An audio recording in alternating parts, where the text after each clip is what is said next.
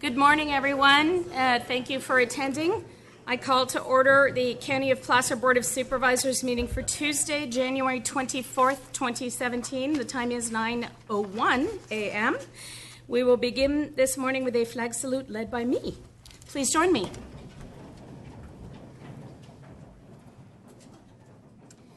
I pledge allegiance to the flag of the United States of America and to the republic for which it stands, one nation, under God, indivisible, with liberty and justice for all. All right, thank you all very much. We're now going to move to our consent agenda. There are a number of items on the consent agenda that I have already been asked to pull. I will delineate those, and then I will ask the board and any members of the public if there are any other items on the consent agenda they wish to pull. But my understanding is we wish to pull for discussion items 12E, 15A, 16A and B, and supplemental agenda item 7B. Is there anything else that any of my board wishes to pull? Well, it did seem like it might just be easier, but we do have a process. Any member of the public have anything else that they wish to have pulled from either our primary agenda or our supplemental agenda? Okay, seeing none, we will move on the balance of the consent agenda. Did I hear a motion? And a second. All right, we have a motion and a second. All those in favor? Aye. Oh, this is a roll call. You're right. Sorry about that. Roll call. Duran? Yes. Wygant? Yes. Holmes? Yes. Euler? Montgomery? Yes. Okay, we will now move to the items that we have been asked to pull. I'm actually going to start with the supplemental agenda item 7B, and I will turn this over to Supervisor Wygant. Thank you. So there are, I'm sure, some members from the community, my community, where we have an issue that deals with the violent sexual predator being potentially placed in the county. So there's been a board letter written for our consideration on this item. In addition to that, I'm writing a letter in opposition to this particular placement, and then we just learned that there's a new judge, so we have to change the address to whom the letter is directed. And Christine Riddell is here from Senator Nielsen's office. I was informed that he had some experience with that, so I spoke with her yesterday. She was very helpful. Senator Nielsen called me last night, but I was in a dinner meeting, but we will talk probably sometime this afternoon. So our commitment is to just have the most coordinated, positive we can at this particular hearing. I've never gone through this before, so I have no idea what our opportunities are, but clearly, in my view, what we're looking at is a horrible misfit for these kinds of policy issues. So with that, I encourage the board to approve the letter that we'll be sending out, and we'll be keeping the community informed as to how this particular issue emerges. Thank you. And just as a little bit of additional information, the letter that's going to be out once it has the correct judge's name on it will be signed both by Supervisor Wygant and myself on behalf of the board. After this meeting, I'm going to ask the Sheriff's Office and the District Attorney to do what they can within their scope to reach out on this issue as well, because it's of concern, I think, really to all of us. Since we did pull this is open for public comment. Is there any member of the public who would like to address the board on this issue? I'm hoping we've resolved your questions and concerns, but if not, please come forward, identify yourself, and you will have 3 minutes to make comments. Good morning, Good morning. And I'm delighted to see, Ms. Montgomery, that you're wearing red, because those of us who are opposed to having the sexual predator in our community are wearing red today. Some of us forgot. Well, that's in the red tones. I know. We're in solidarity here. I have a grandson. That's my interest, besides the interest for the public. I have a grandson who is right in the demographic for this predator, and in one of the schools that's close to where he would have to pass in order to get to the Safeway in Lincoln. He's up north of the city of Lincoln in the county area, and other people will explain to you why this is such an inappropriate neighborhood, because most of these folks are from that neighborhood. But the school board is opposed, and we're going to City Council tonight. We have a lot of coverage. We're hoping for the best, but we also would like to ask if a board member would please go to the hearing on February 7th in San Jose. A number of us are going. Whether we're permitted to speak or not, we have not been able to discover yet, but we are all going to wear red, and they're going to know we're there. Thank you for your support. Thank you so much, Mr. Wygant, for your support. It was a pleasure meeting you the other night. And I'm sorry, if you could give us your name and I'm your Karen residence. Anderson. Once upon a time, I was mayor of Saratoga. Oh, wonderful. Well, So I do know this process. excellent. Yeah, unfortunately, looking at our calendar, February 7th is a Board of Supervisors meeting date, but hopefully we will be able to get someone from the county there to speak on all our behalf. Well, you'll have your attorney, right? I would have Somebody? to defer to county counsel on that one. I He has to be never choose to speak for him. The district attorney will be there representing the county. Great. Thank you very much. Great. Thank you. Is there anyone else who would like to speak on this item? Please come forward, identify yourself, and give us your town of residence, please. Hi, thank you so much for letting me speak. My name is Angie Broland. I'm in Lincoln, and I live on Calaga Springs, where this gentleman is due to be placed. So I do know that we have your support. Thank you so much. Mr. Wygant has been wonderful and obviously has come before us already and helped bend your ear. I really do appreciate that. If you would allow, I very briefly still want to share what I had prepared to share with you today. Please. You've already heard the terrible news of what's happening in Placer County. On a Thursday, just 12 days ago, a detective from the Placer County Sheriff's Department began coming door to door in our neighborhood to speak with us and visit us in our neighborhood. He said a violent sexual offender was being placed in a residence in our neighborhood.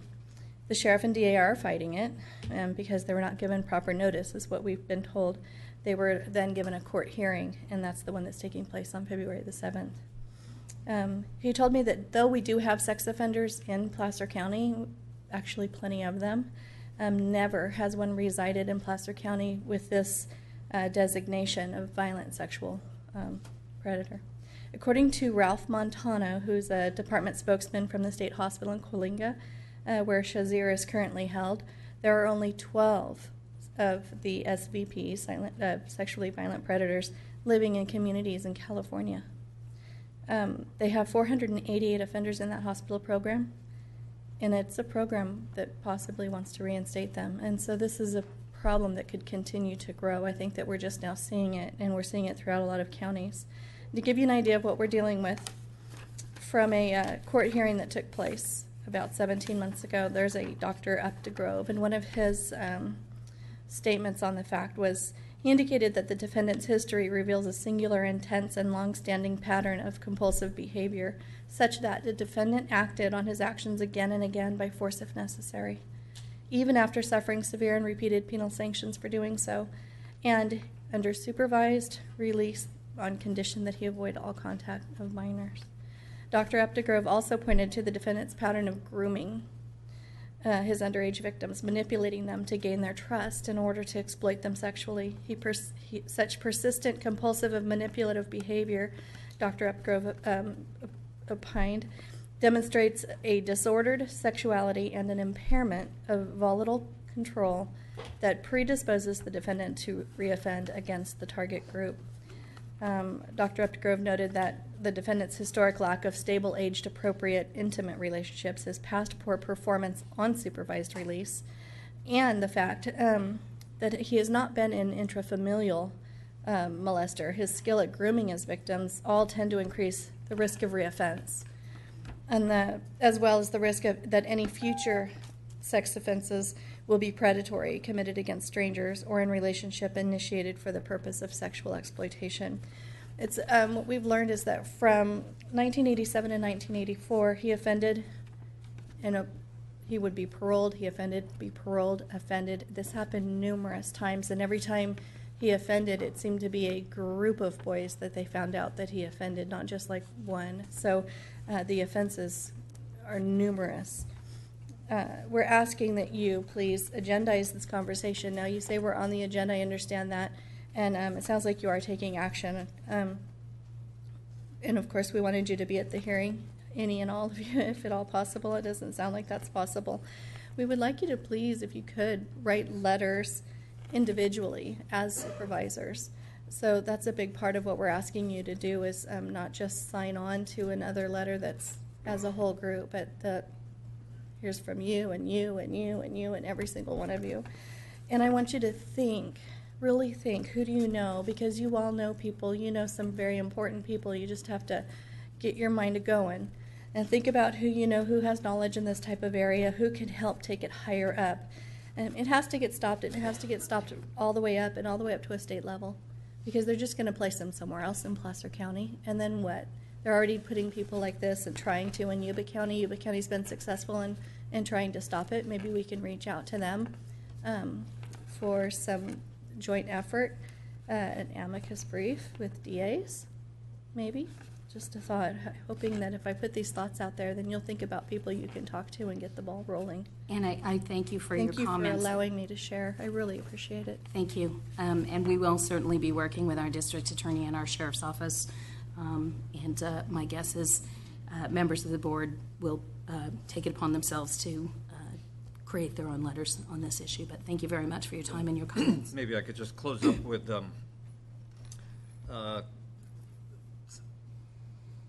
taking into consideration more comprehensive and intelligent progressive sentencing procedures, regardless of the background. This location is particularly bad. It's a very rural area. It's at least a 15-minute drive into Lincoln, isolated from any services. Everybody in the community knows this parcel and the site and the facility for the housing. It's a horrible misfit, perfect for failure, regardless of any other circumstances. So, Thank you. One more comment. Please come forward. Hi, my name is Sue Martin, and I am from Lincoln. And I have lived in Lincoln for going on 30 years. My kids have went through the Lincoln school, and I just got custody of my grandson, who's 14 years old, who's in the demographic of what this predator looks for. Some of the things I wanted to go over with were things that happen in that neighborhood where the predator is going to be kept. Hopefully not, but if he is. There's a Boy Scout troop, local Boy Scout troop that meets at Mount Pleasant Hall, which is, by the crow flies, less than a mile. They also have a property up at the top of North Calaga Springs, which is probably less than, I want to say, a football field, where they go camping all the time. We also have the 4-H that meets at Mount Pleasant Hall with all the children there, that it's less than a mile. We found out last night that there is a home on McCourtney, which is not much more than a mile, that houses sexually exploited girls. It's not boys, but it's girls. They've already been through this. This has got to be scary for them when they find out. The kids walk to and from the bus stops at Calaga Springs. Most of them are latchkey kids because they live out in the country. They're walking by themselves, and some of them are going to be walking past his house. I do understand from last night that they just applied for an easement to take the road from down to Little Bend, which is on the other side of the hill from where he'll be, where the first house they come to down that easement will be a house that houses foster children. And last time I heard, I think they had 6. So these kids, there's kids everywhere. There's over 57 kids on Calaga Springs. There's over 40 Cub Scouts and Boy Scouts that'll be up on Calaga Springs at any given time. So there is a lot of kids that he would have access to, and a lot of them are within that age demographic that he goes for. So we're just asking that you guys, which you already did, thank you very much, but maybe we gave you some information that'll help you with talking to other people. Make sure that this doesn't happen. So thank you very much. Thank you very much. Is there anyone else who would like to comment on this item? If so, please come forward.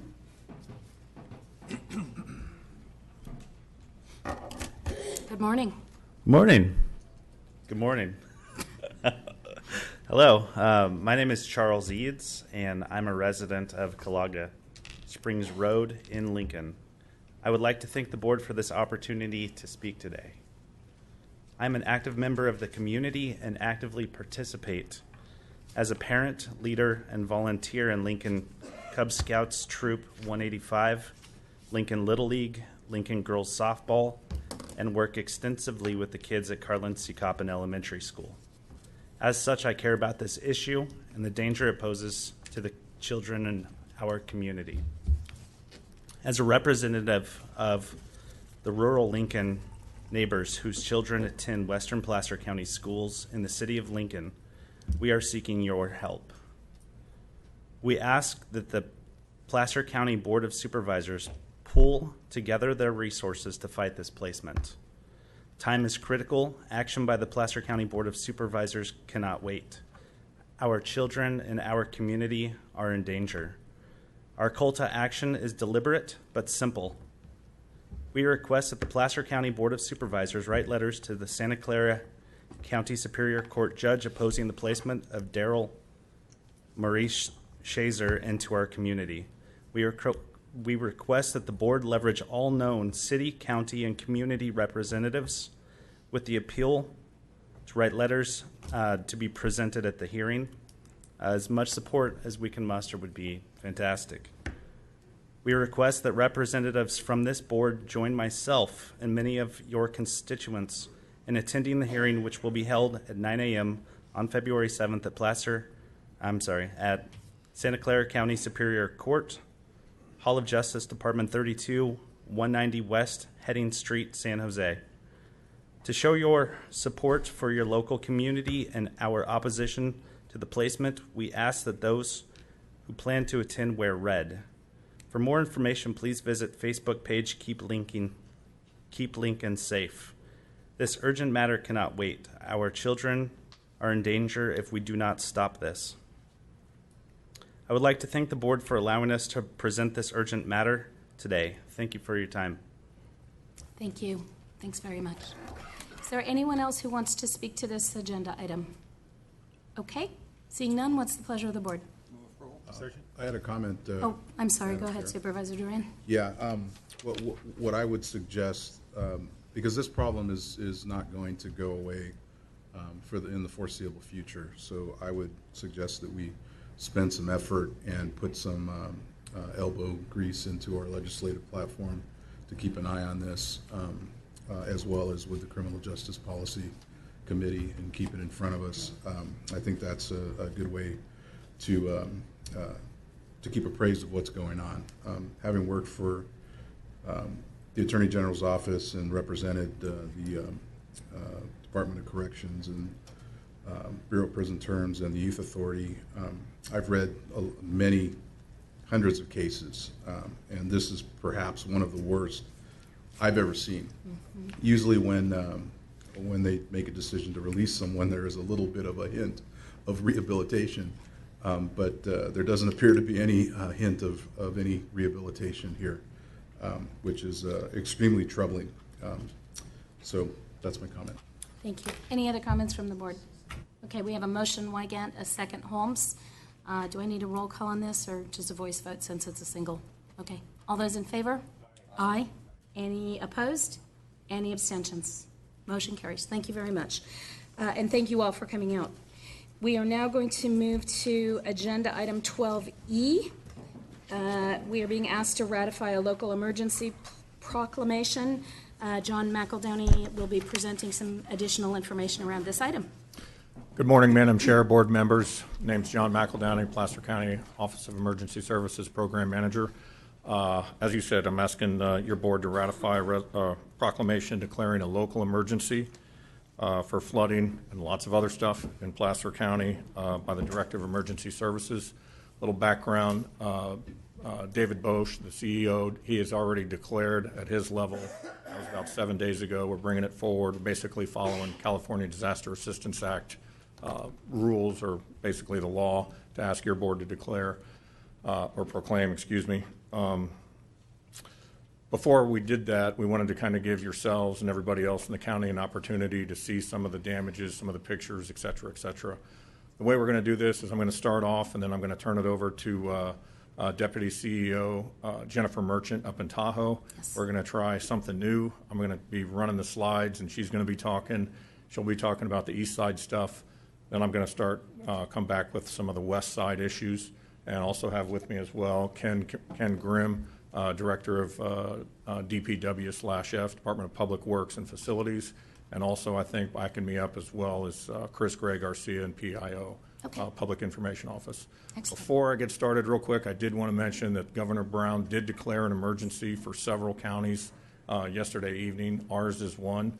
That's basically going to hopefully help free up some potential funding from Sacramento.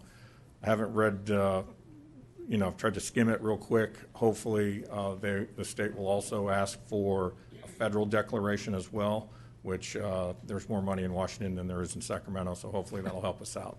So with that, I'll go ahead and start off and turn it over to Jennifer Merchant to discuss some of the east side issues.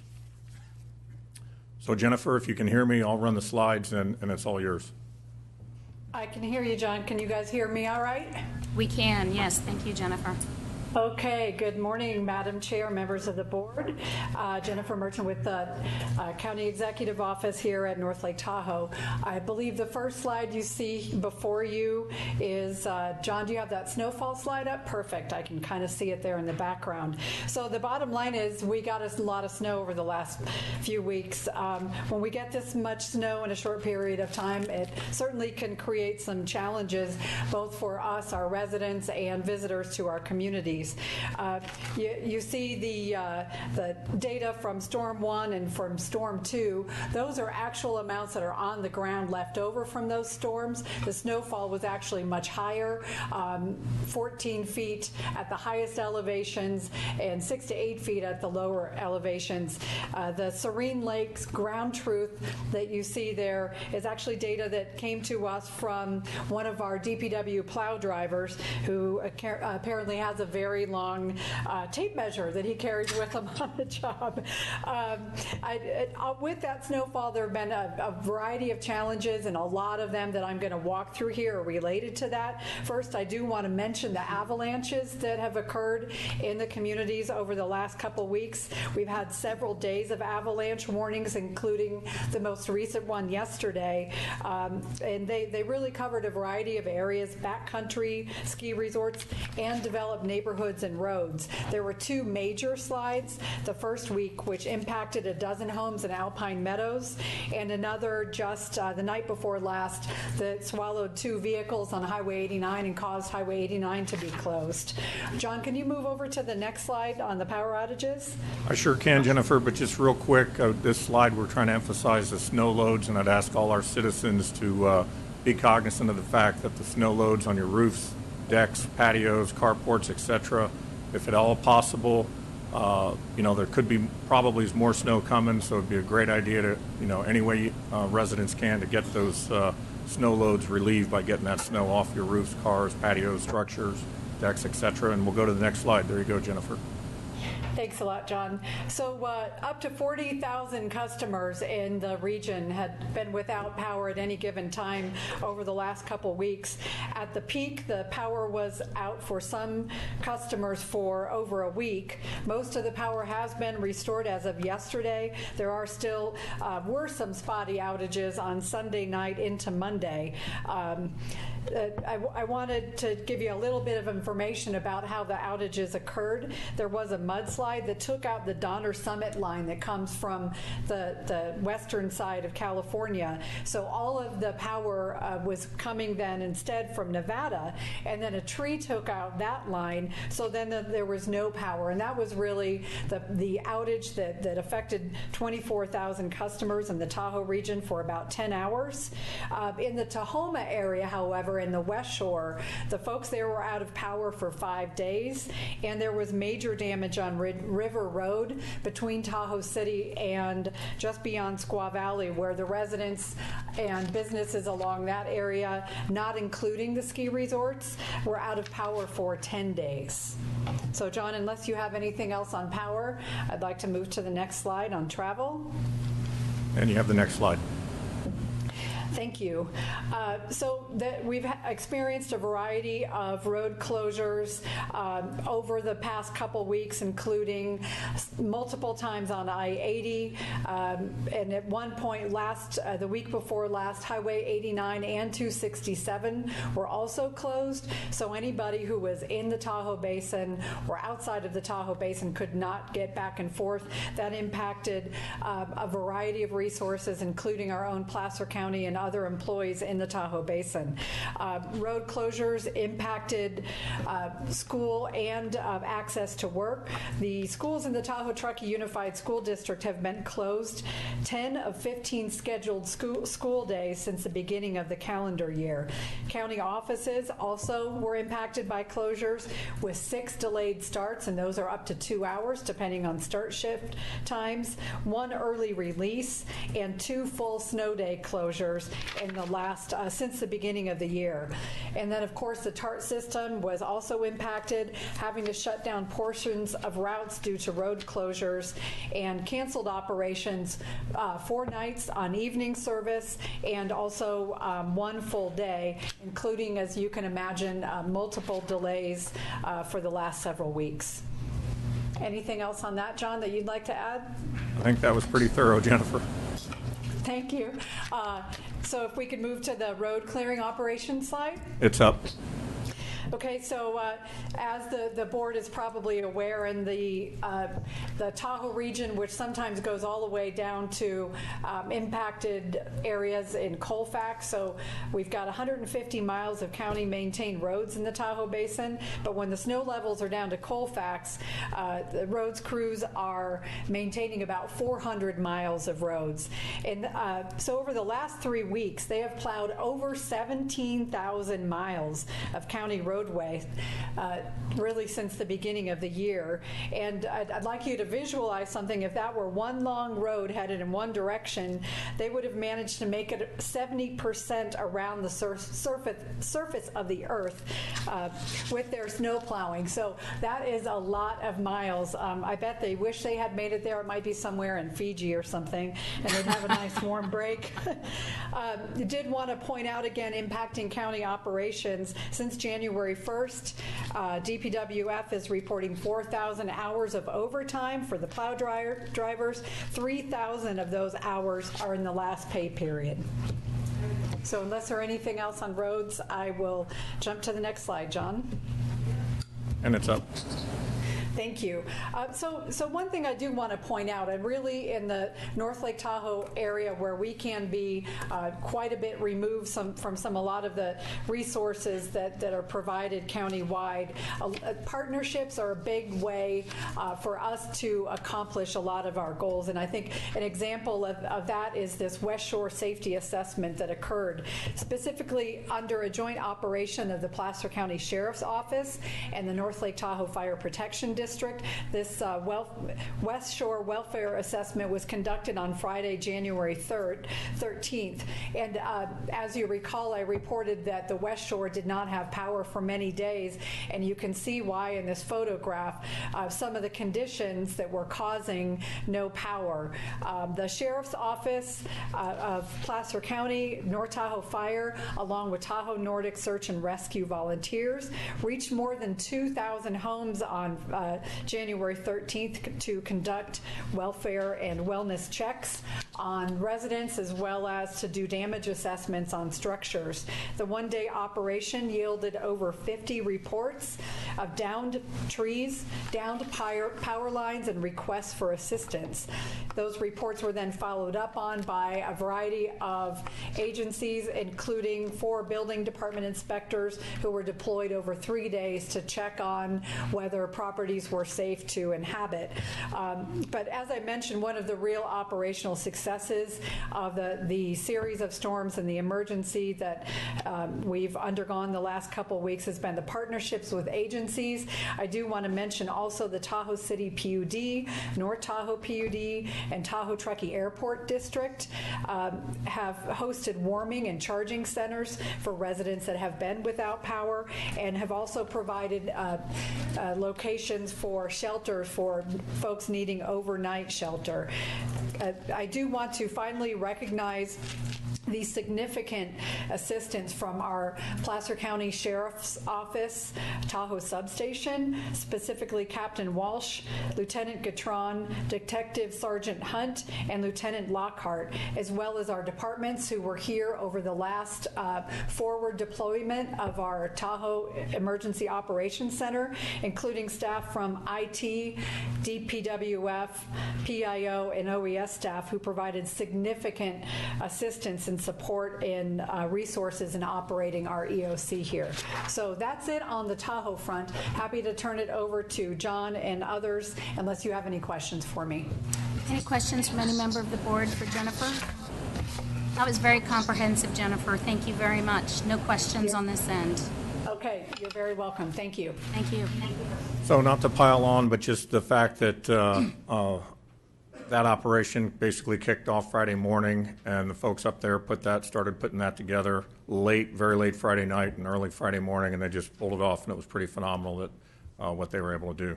So that's kind of a quick and dirty sort of high-level summary on the east side. Now I'm not pointing somewhere.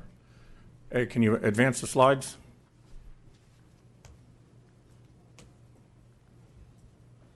Maybe not. Greg, Jeremy, any chance you guys can advance the slides for John? The clicker doesn't seem to be working.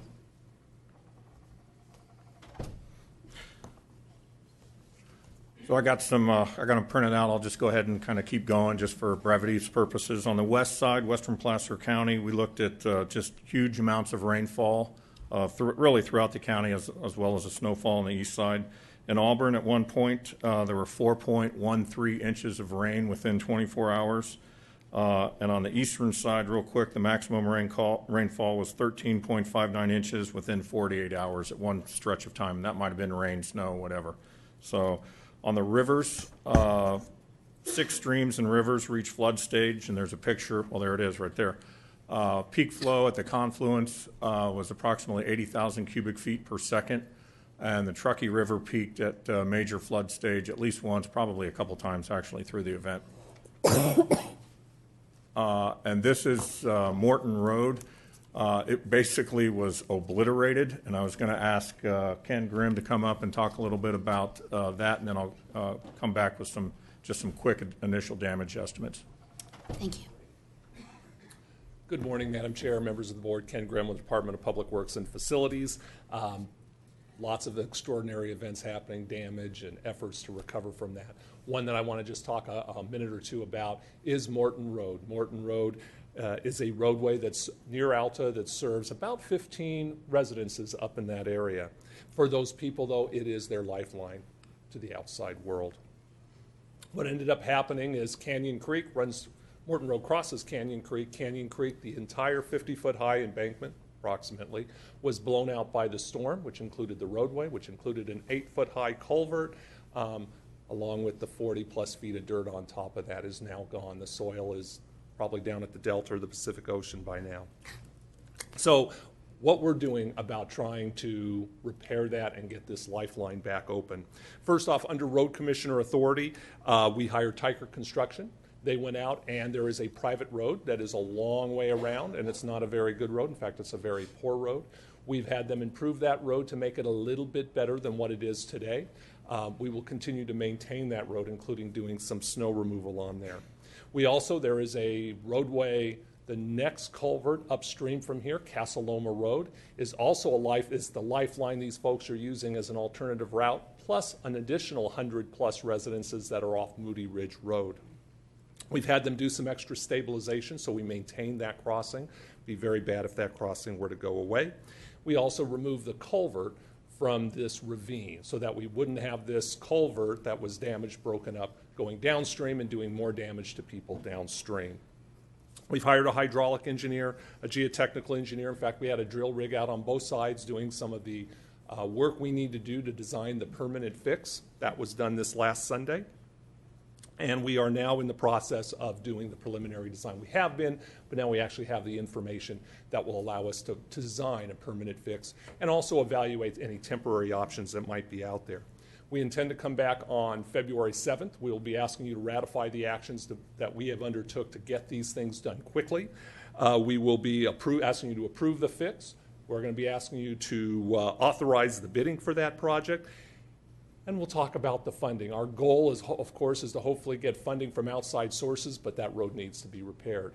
The repair itself is likely to be a $2 to $3 million fix. We'll find out for sure as we go further along, but it is in that order of magnitude. Our efforts at this time really are focused on restoring service, maintaining this temporary road, as poor as it is, maintaining that so people have some form of access while we're in the process of creating a permanent fix. We don't want to do just what's down there today because the odds are that would come out in a future storm also. We want to have a permanent fix to this so that we're hopefully done with it.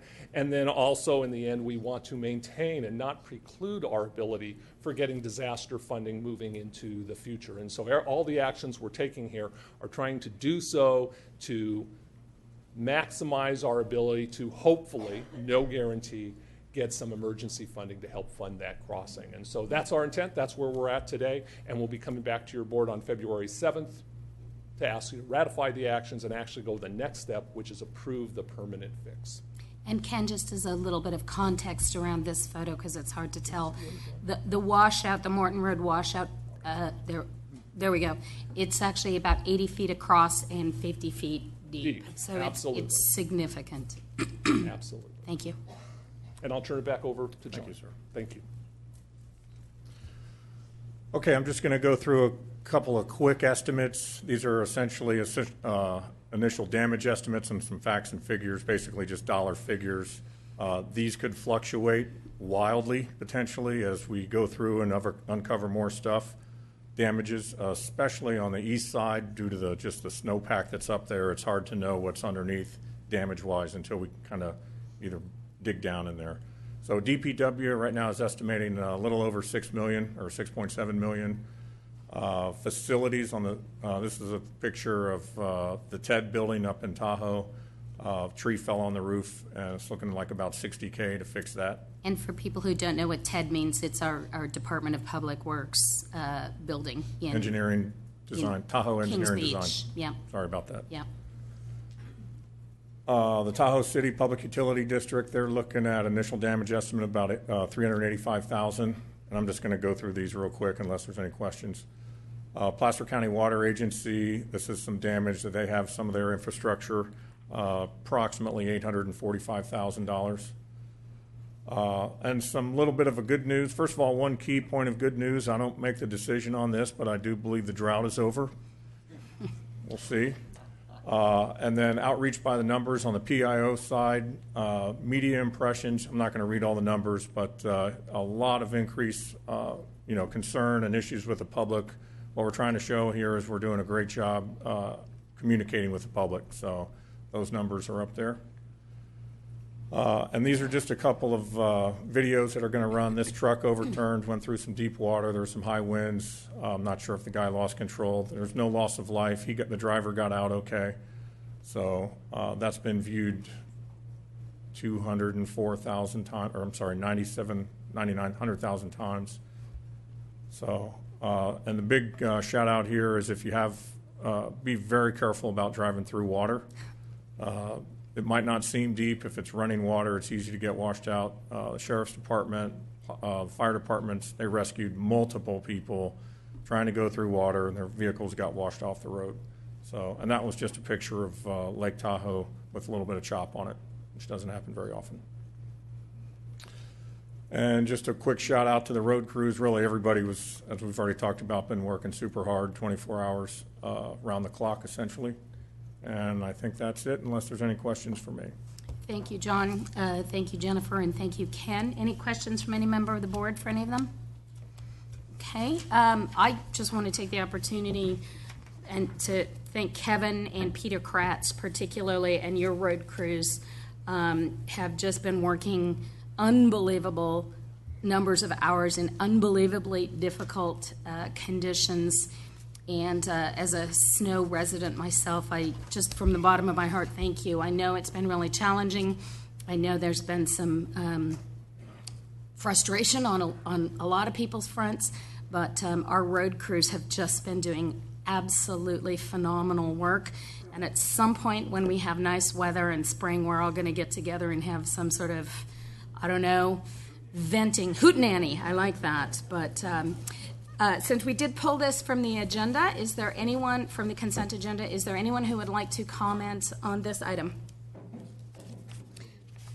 All right, seeing none, we were being asked to ratify a local emergency proclamation. We have a first and a second. All those in favor? Aye. Any opposed? Any abstentions? Thank you. We have a local emergency proclamation. We're now going to move to consent item 15A, Public Works and Facilities.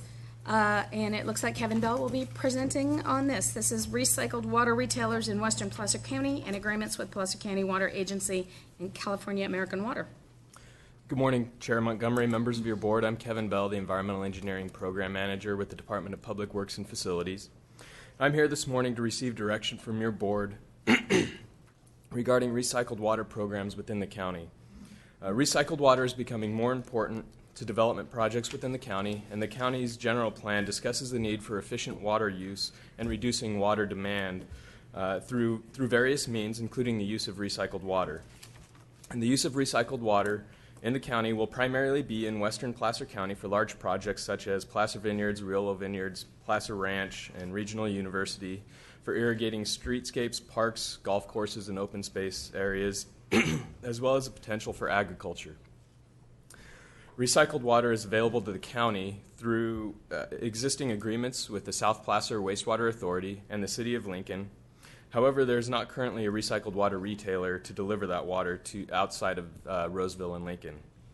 Over the last year, county staff met with the cities of Roseville and Lincoln, PCWA, or Placer County Water Agency, and California American Water to determine the level of interest in becoming the recycled water retailer in the county. Roseville and Lincoln didn't have interest. However, both PCWA and CalAm expressed interest in becoming a recycled water retailer for the county. There are pros and cons to having PCWA and CalAm be the retailer versus the county. The primary advantages of the county being the retailer is the ability to maximize supplies through our existing agreements, and the ability to control the fee structures. And then the primary drawbacks for the county taking on recycled water is the significant startup costs of a new program and added regulatory compliance responsibilities for dealing with that water. The primary benefits of PCWA and CalAm as the retailers include relying on their significant experience with water supply planning and delivery, and the fact that recycled water is now part of the overall water picture, and also the reduced risk of cross-connections between the two, between recycled water and potable water systems, with having one entity manage both systems. And the fact that they're already set up to deliver water and to manage those billing accounts, the associated billing accounts. Based on their interest and staff's initial look at this, we recommend moving forward with beginning those discussions with PCWA and CalAm as potential recycled water retailers within their respective service areas. And staff would return to your board for any necessary approvals of any related agreements that result from those discussions. And with that, I'm happy to answer any questions your board has and to take direction and feedback that you have for us. Supervisor Duran, your light is on. Yes, thank you. I appreciate you bringing this. It's real important that we manage this resource very well, because it very well could be the future in a lot of different things. A couple of points. I want to make sure that this is a true collaboration.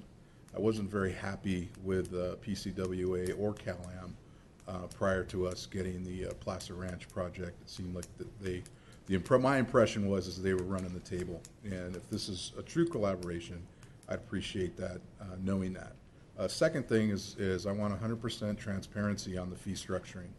Another part of that past relationship was that we couldn't get a straight answer as to what the actual costs were, the operational costs, and how they created their fee structure. So I would like some legal language, and this is a direction to our county council, to make sure that we can audit that and we have the true numbers anytime we want to get them and understand their fee structure. Moving forward, a working group between the three folks, the three entities that are going to be doing this. And also, I'd like county council to take a look at any modifications that we might need to make to the Cal-Am franchise agreement, because I'm not sure right now of as the status of whether or not the ability to wheel recycled water or reclaimed water is within the capacity of their franchise agreement. And I think that's it for now. Thank you. Any other members of the board with any comments on this? Any member of the public have any comment, question, insight into this? Okay, seeing none, we were being asked on that just to provide policy direction. Sounds like, Kevin, did you get enough? I think so. Do we need to take an action on that? We were being asked for policy direction. I think we got it. Okay, thank you. I'm going to use my prerogative as the chair of the board to have us move to agenda item 3C, which is the appointment of the Placer County Sheriff, Coroner, Marshal. See a bunch of guys and actually no women in green. Maybe there's a few. Fidgeting, and I hate it when people with guns start fidgeting. We're being asked to consider the appointment of Devin Bell, Undersheriff, to the Placer County Sheriff Coroner Marshal's Office, effective February 26, 2017. I believe that our current sheriff, Ed Bonner, has some comments on this. Sheriff, if you wouldn't mind coming forward, please. And then I believe David Bosch also has some comments on this as well. But we'll lead with you because you are the man with the weapon. And twitchy, evidently. And twitchy, so I yeah. apologize for that. Ed Bonner, Placer County Sheriff, and I want to thank your board for consideration of appointing Devin to fill out the rest of my term. As you know, with mixed emotions that I'm leaving, but it is with every confidence that I can recommend to you the man to take my place. We've all been together for a long time, and I'm a track guy, right? Track and field. And so when we run relays, you have 22 yards to make the baton exchange. And in theory, if you got a good team, the incoming runner, that's me, guy finishing his leg, is running full speed. And you share the lane with the outgoing runner. And in my hope, that's Devin Bell. And he's running full speed. And within that 22 yards, we pass the baton. Now, for the longest time, I just never knew where my 22 yards was. It was a pretty damn good race. And I felt like I could go plenty further. But there comes a time that your 22 yards hits you. My 22 yards are here. Now, when you run a relay race, there's a judge that watches that zone.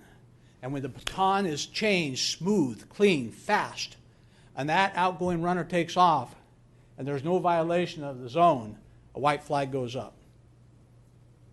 I'm asking you, let me pass that baton today. Be the judge, raise the white flag. I'll tell you about Devin Bell just a little bit, then I'll shut up and continue to twitch probably. But I worked closely with Devin Bell his whole career, but the last 10 years particularly. Former Undersheriff Steve D'Arcy and I had planned Steve's succession. He was going to retire. We looked around, we surveyed, we wanted to stay within. We with your board's consent, we created an assistant sheriff's position. And we thought the very best person to fill that role was Devin Bell. And it was on potential. It was a number of things he had done, opportunities he had had to step up on that stage and perform, and he did it admirably. So Devin became the assistant sheriff and really studied under Steve D'Arcy and myself for that year. Then for the last 9 years, he has been my undersheriff, my second in command. And I like a proud parent, I think he started off as a student. He was here, he was learning about organizational, although he's familiar with our culture, but continuing on our culture, the political side of the world, the budget side of the world, a lot of things that the cops on the street, they have to give up to advance. But he did it. But he became a student, I think, and mentored under me. But as the time has gone on, I tell you more than anything, I've never thought of him as a subordinate. He's a business partner. He's a colleague. He's a teammate, the guy I want to hit the baton with. And he is a friend. And he's been a mentor and a confidant to me, and a person that I have every trust in. And as I said, it's difficult to leave. But when you have somebody, like I have somebody, and I hope your board makes that decision today, raise that white flag as we hit that baton. And I'll tell you what, you know how much I love this place. You guys know that. But in about a month, with your consent, Devin Bell will be my sheriff. I could not be prouder nor ask for anyone that I trust more to carry on, to take the baton and then run his leg. Now, if you do that, is my job over? No, not at all. I'm an old track guy, right? I still got a little juice in it. My job is to run across the field and cheer him in. And I will be his strongest supporter to however long he chooses to serve, however long the people of Placer County choose to have him serve. But I'll be running across the field and cheer him in with your board's approval of this action today. So that's my ask to you and my gratitude. Thank you. Thank you, Sheriff Bonner. I'm going to, just so everyone knows, I'm going to turn this over to David Bosch now to kind of set the rest of this up. And we're certainly going to offer an opportunity to the undersheriff, current undersheriff, to come forward and make the case for himself, because I know we all want to hear from you. And then it'll come back to the board and the public for any comments or questions. So, Mr. Bosch, take it away. Thank you, Madam Chairman. Just to be clear, it's my pleasure to recommend to your board your favorable consideration of the appointment of current Undersheriff Devin Bell to succeed our sheriff. It was several weeks ago that we received the letter from the sheriff tendering his resignation upon his retirement at the end of February. And in order to ensure seamless continuity within the sheriff's office, I spoke both with the sheriff and with the undersheriff and ascertained that, in fact, he is indeed the best qualified to succeed our long-serving sheriff. And so it's my pleasure and privilege to recommend that to your board for your favorable consideration today. Excellent, thank you. Undersheriff Bell, if you wouldn't mind coming forward, please. I feel sort of strange talking about you with you at the very back of the room, so, please come for, thank you. It's a little strange for me, too. Wow. It has been my humble privilege to serve this community for 25 years now. And I work with some of the finest men and women. Are they perfect? No, they're not perfect. They're people. They're the best we got. They're the best we got. And we have a fantastic organization. It's been my privilege to serve with. I have some of our allied agencies here too. And I can tell you, part of what makes Placer County special is the collaboration that we have with our partners in blue, or tan, or green and tan. We all work together to ensure that public safety hits on all cylinders at all times. I thank the board for the opportunity to come in front of you and ask for you to consider me in this role of continued continuity of the sheriff's office. I've served, as the sheriff said, for 10 years as either the assistant or undersheriff. I've skinned my knees along the way. I've actually been in individual offices doing damage control for positions or things that I've said over the years. I'm flexible, and I learn. And I've had the best teacher in the state of California. I'm going to try not to get emotional, but we've been in the hands of the finest sheriff, period, in the state. I'd submit in the country, and I'm going to tell you a really quick story about Ed Bonner. 2005, I went to the National Academy in Quantico, Virginia. It was the summertime. I don't recommend that if you have that on your list of places to go in the summertime. But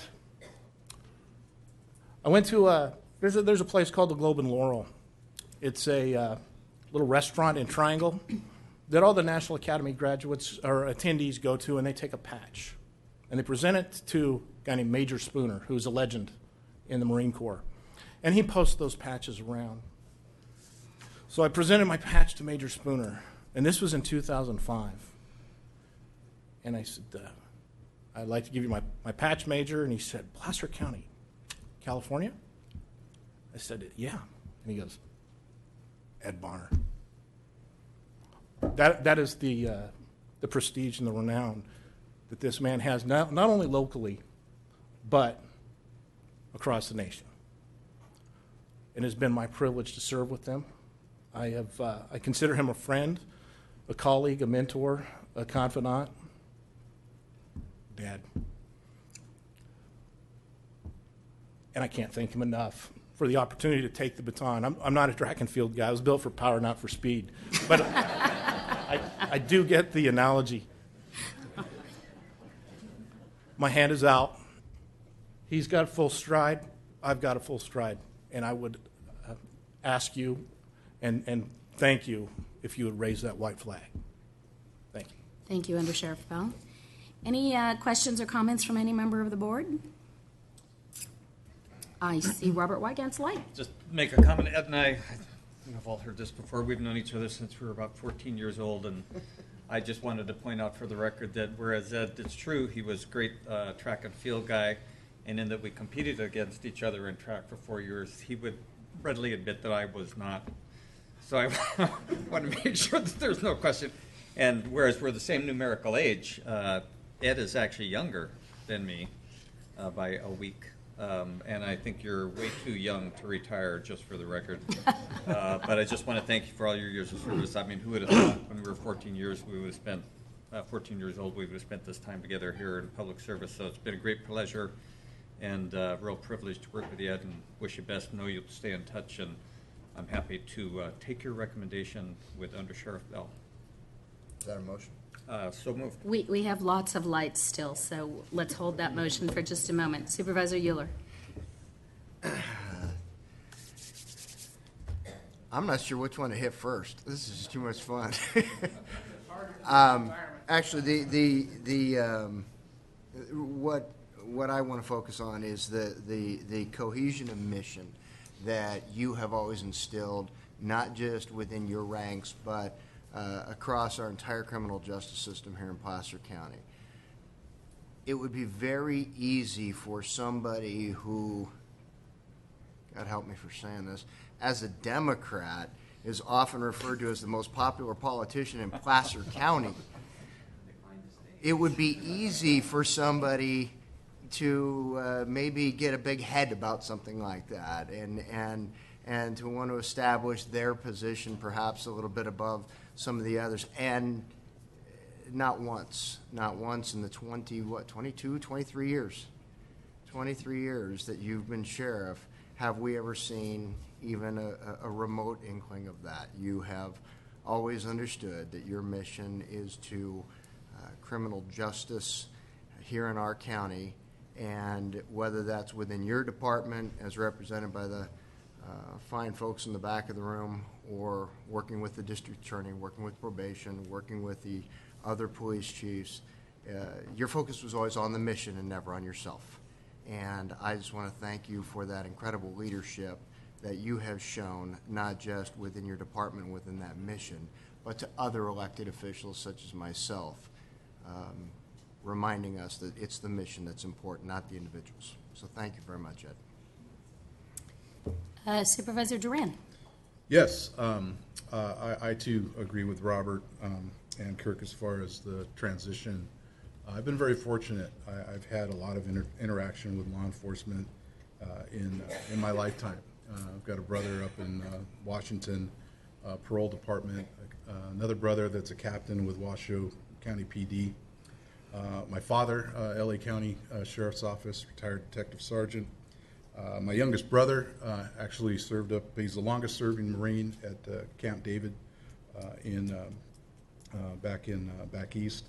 And of course I served for the Attorney General under Bill Lockyer years ago. I've had the opportunity to interact, I think, a lot more than some folks with the law enforcement apparatus here in the county. And my observations are that are just stunning. And right, this is a very deeply devoted operation to not only themselves, but to the whole apparatus of law enforcement in the county. And I've been in a lot of places and have seen a lot of dysfunction, but for the most part, everybody here seems to be moving in the same direction and pretty much on the same page, all for one single purpose, and that's public safety. So I've worked real closely with Ed. Sometimes we haven't agreed on things. Same thing with Devin. And I think they are of the temperament and the ability and their professionalism, their training, the way that they treat their employees, and the way they interact with the public is a large part of why we don't have the problems that other jurisdictions do. So with that, I'd be honored to take up the recommendation of our CEO. Supervisor Holmes. Thank you, Chair Montgomery. Ed, we've gone back a long way. I just appreciate your leadership so much. You know, as elected officials, when we're in an event or out in the community, we're always reaching out, working the crowd. When Ed Bonner's in the room, I become a student. And just watching the way he is so eloquent and his ability to touch people, and there's no doubt why you're the most popular elected official in Placer County and probably in the region.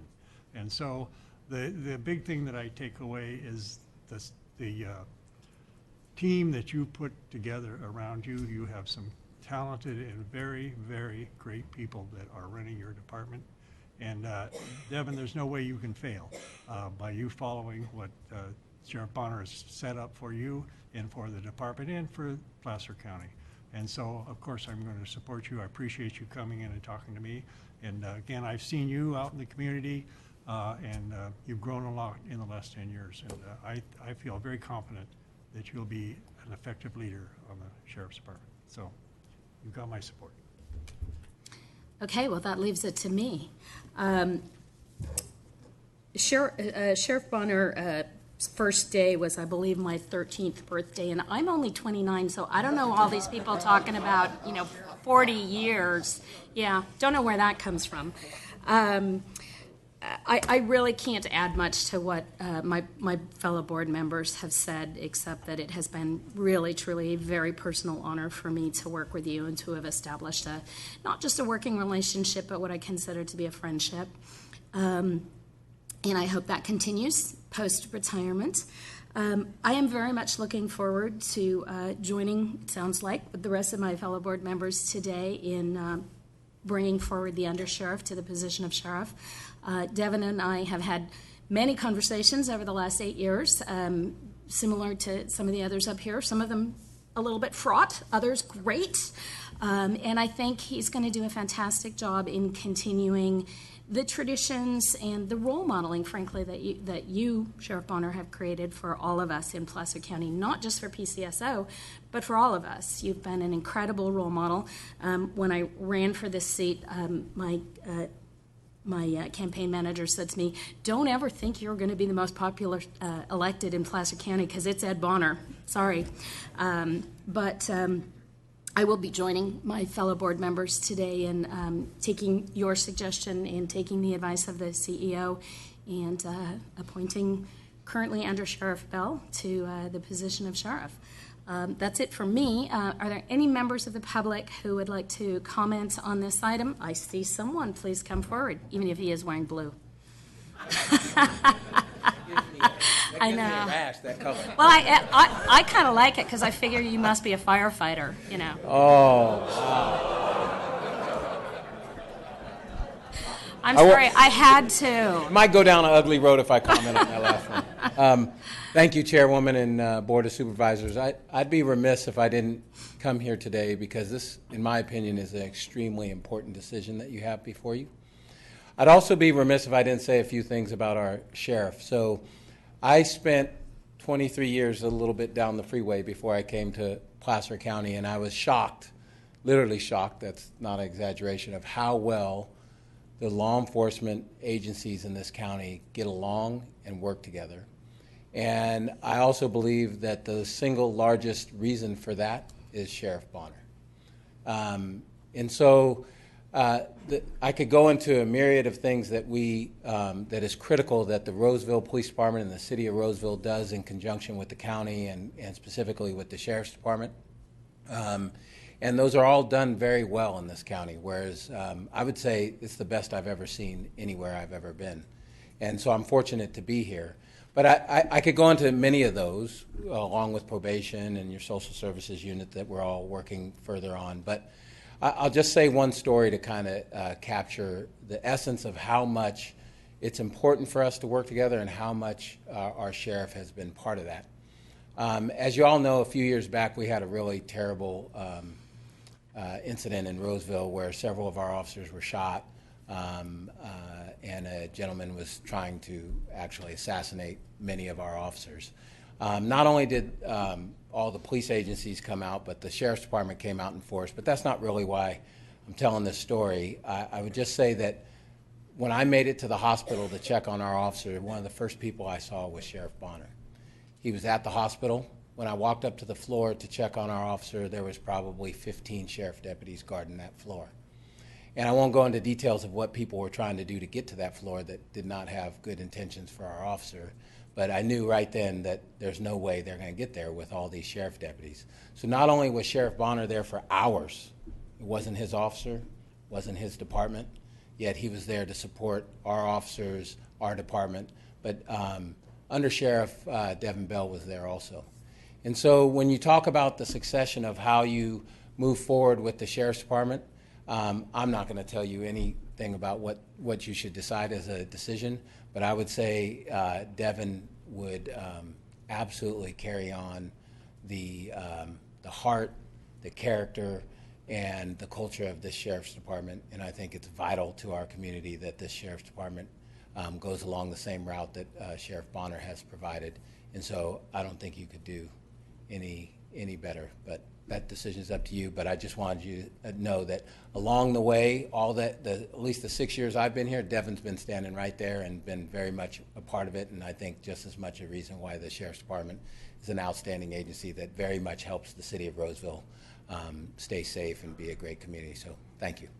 Thank you. Anyone else like to speak to this item? Okay. Please come forward. And if you wouldn't mind identifying yourself, and thank you.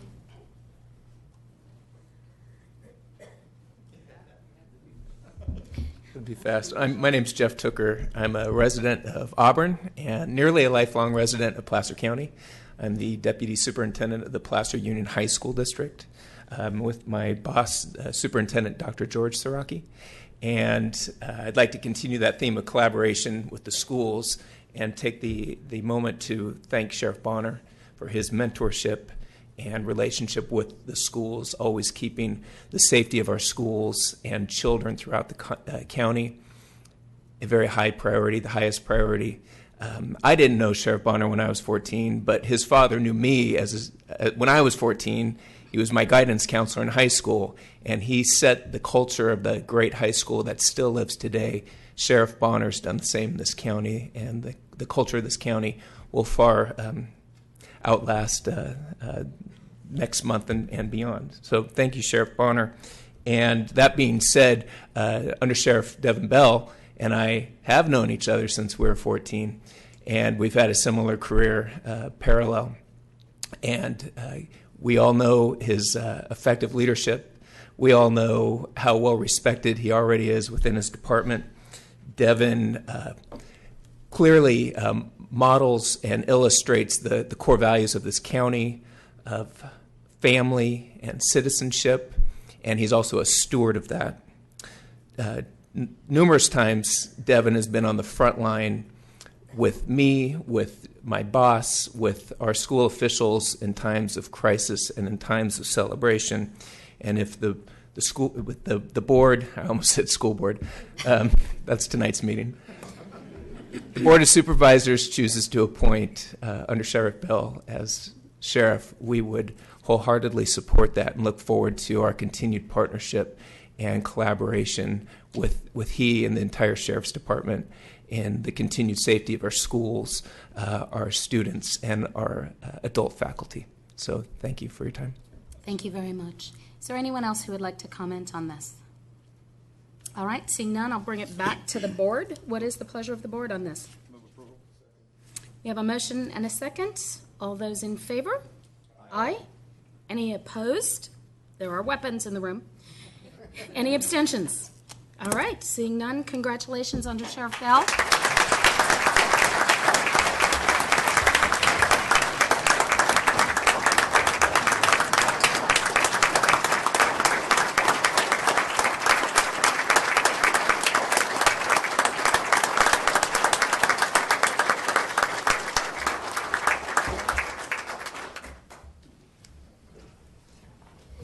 Madam Chairman, thank you very much. Board members, it's been a hell of a ride. All I can say is thank you. I won't let you down. I will not let the men and women behind me down. I will not let you down. Thank you. Thank you so much, and we look forward to working with you. I'm delighted. Just a question, Yes. a point of order. Supervisor Duran. Is there going to be like official swearing in sometime down the road, or how's that? I would imagine there Okay. will be an official swearing in sometime down the road, and I expect cake and ice cream. Hold your horses. Yeah, out the door, Ed. Yeah, and get back to work, would you? Yeah, that sounded like a don't let the door hit you, Ed. So. Supervisor, oh, your light is off. Okay, so we are going to go back to the final item on the consent agenda that we pulled. I don't think we've ever had a 10-10 consent agenda still. We're going to be looking at items 16A and B. These are successor agency items, so we are going to adjourn as the Placer County Board of Supervisors and convene as the successor agency. And David Bosch will be presenting these. Thank you, Madam Chairman. We have two items before the successor agency this morning. The first is to authorize the purchasing manager to renew and execute third-party service contracts for the successor agency for the period of the July 1st, 2017 through June 30, 2018, as identified in the board report, and I'd be happy to answer any questions if you have those. Are there any questions on this? I see none. Robert, I'm sorry. I was going to ask the public if they had any questions or comments first. Seeing none, what's the pleasure of the board? And we have a second. Excellent. We have a motion and a second. All those in favor? Aye. Any opposed? Any abstentions? Motion carries. Thank you. We have finished the consent agenda. We actually have a 16B item. 16B, I apologize. And the second item before the successor agency this morning is to authorize the submission of our recognized obligation payment schedule for the period of July 1st, 2017 through June 30, 2018. You have on the dais before you the actual resolution itself, which identifies the ROPS payment schedule as identified in the board report, and I'd be happy to answer any questions. Any questions or concerns? Any member of the public? Seeing none, pleasure of the board. We have a motion and a second. All those in favor? Aye. Any opposed? Any abstentions? Motion carries. Thank you. We have now completed the consent agenda, and we will move on to public comment. Oh, yes, I'm sorry. Thank you, County Council. We are now going to adjourn as the successor agency and reconvene as the Placer County Board of Supervisors and move to public comment. If there are any members of the public who would like to address the board on any items not on today's agenda, this is your opportunity. Please limit your comments to 3 minutes. Please come forward and identify yourself if you would like to make public comment. I see none in this room. Anyone in Tahoe? Seeing none, I am going to close public comment, and I will move to board member reports. Do we have any board member reports? Supervisor Holmes. Yes, thank you, Chair Montgomery. For the past 12 years, I've had the privilege of serving on the Mental Health, Alcohol, and Drug Board, and during that time, I've been impressed by the quality and the experience of the board members. Board members are made up of individual consumers of services, family members that have a loved one suffering from various forms of mental illness or addiction, and community members who may be a family therapist, doctor, or service provider. The important thing to remember is that each member that is on that board has lived through or experienced dealing with illnesses, whether they're personal, professionally, or with family members. So they understand the challenge that families go through day after day. They understand difficulty in navigating through the various system providers. Each member adds value to the board, but I would like to mention 3 such members. Our board chair, Teresa Thickens, is out there. She is a clinical psychologist and family therapist. Sharon Behrens, who many of you met, is nationally recognized for her work with individuals with developmental abilities.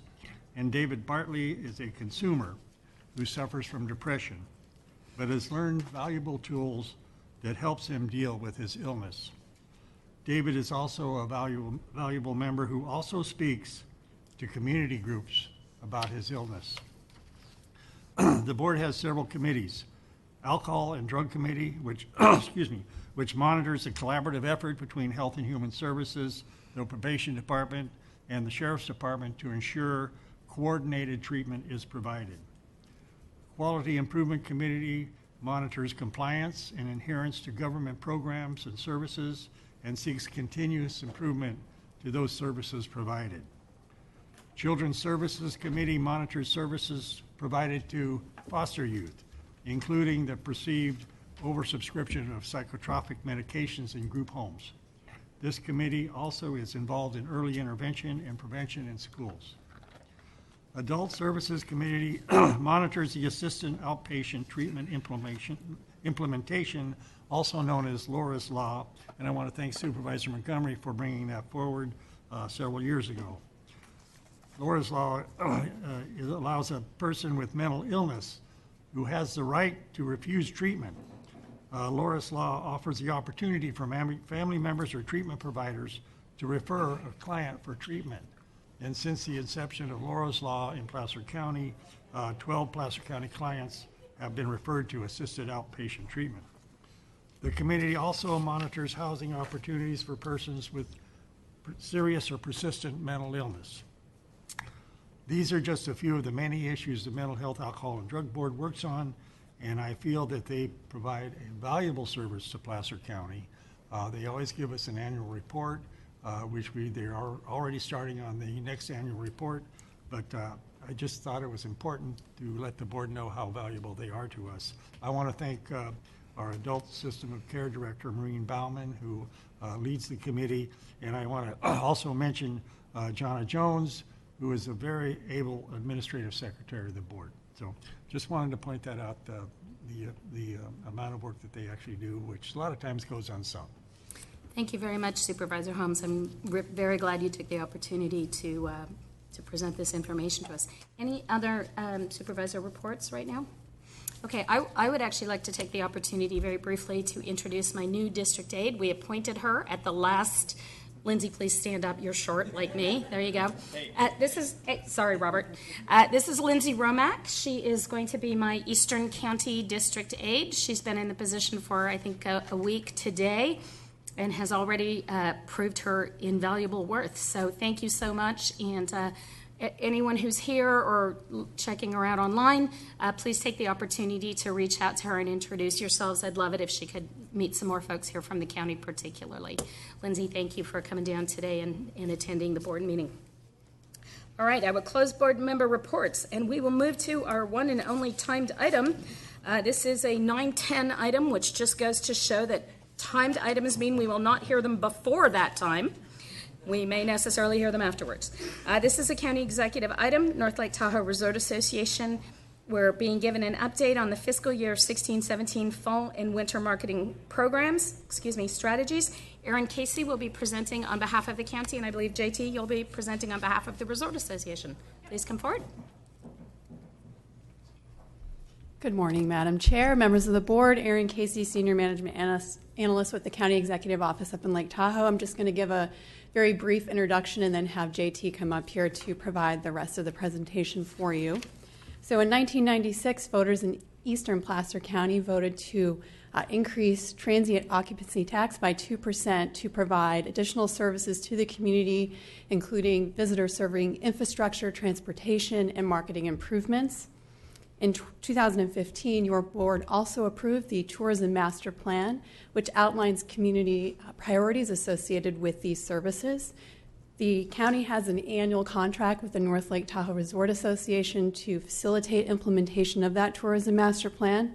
Today, J.T. Thompson, who is the Director of Tourism for the North Lake Tahoe Resort Association, is here to provide an update to you on progress in implementing the Tourism Master Plan, and J.T. will be focusing on the marketing goals and strategies outlined in that plan, and more specifically, he'll be looking at 2016 fall marketing strategies as well as 2017 winter strategies. So with that, I'm going to invite J.T. Thompson up to present to you. Thank you. Thank you. Thank you, Erin. Thank you, Chair Montgomery, Board of Supervisors. Again, my name is J.T. Thompson. I'm the Tourism Marketing Director for the North Lake Tahoe Resort Association. You'll notice in the photo, this is a fall shot. The winter shot has a lot more white in it.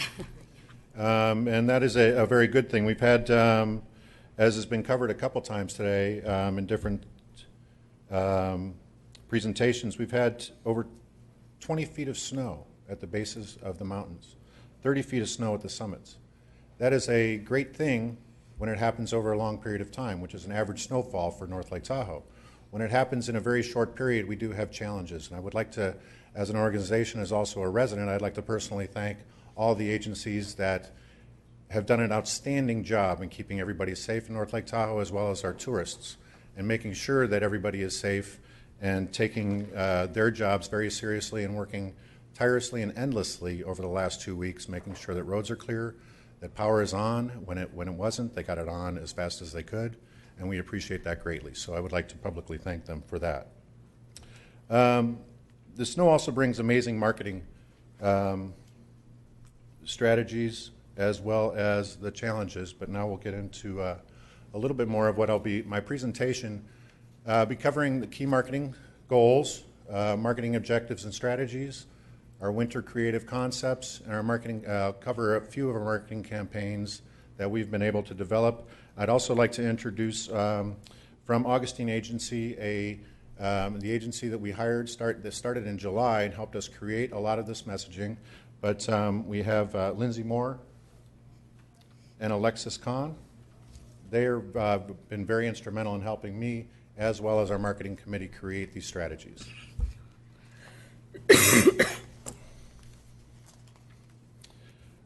We are doing a great job promoting our destination and branding North Lake Tahoe as a year-round destination. In the fall and winter efforts, we focus to promote our lakeside amenities and better drive visitors to the lakeshore communities in the wintertime. And we also are promoting our midweek stays through our fly-in markets just to make sure that we get longer stays and not just the weekend travelers coming up from the Bay Area and Sacramento areas. Our marketing objectives, working closely with all of our community partners to highlight the Tahoe lifestyle. We also focus through the media placements, reaching a higher quality visitor, as well as our targeted audiences, which we'll get into a little bit more further in the presentation. Our marketing strategies and tactics are cutting edge and encompass a broad range of strategic placements that, again, highlight the North Lake Tahoe lifestyle.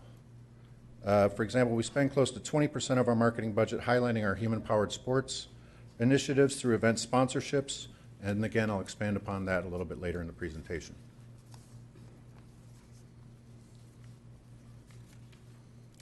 We do this through different paid media channels, but technologies are always changing, and it's important to stay on top of emerging trends through consistent research and consumer travel trends, which are changing constantly. We work through different platforms. They do come and go, but they all need content, and they all need new and fresh content. So we work at developing new and fresh content through videos, photography. Again, with all the snow that we've had, we're getting out there. Even Visit California called me yesterday. They want to come up and shoot some snow over the next 3 days and want to get blue skies, Tahoe Bluebird days, but they also want snowfall. And we're like, well, give us a break.